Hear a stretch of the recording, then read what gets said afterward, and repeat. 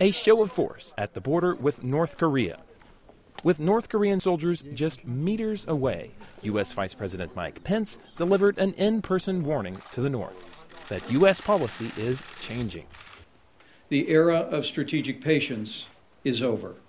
It was a brief statement with a big implication that the U.S. will no longer wait as North Korean leader Kim Jong-un expands his nuclear and missile programs, on display here at a recent military parade.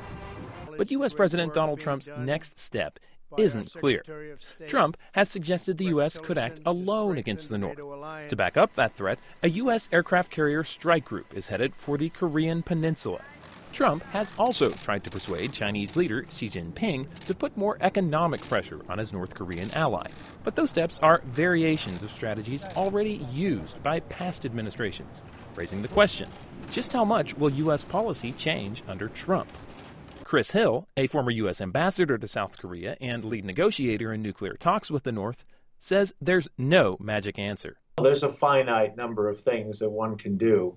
And so in diplomacy, I wouldn't expect someone to, pull a rabbit out of a hat that no one expected. Hill, who spoke via Skype, also questions Trump's strategy of unpredictability. That's a reference to Trump's insistence that he won't telegraph his next move and that all options are on the table. Unpredictability can be very good if you're, playing football or basketball, and the other side doesn't know what you're going to try to do to score. But it can also cause a lot of problems, especially when your partners don't really know you very well and don't really know what your instincts are and don't really have a sense of how you like to do things.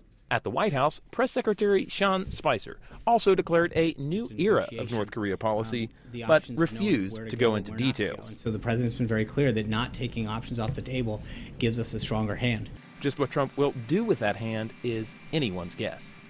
Bill Gallo, VOA News, Washington.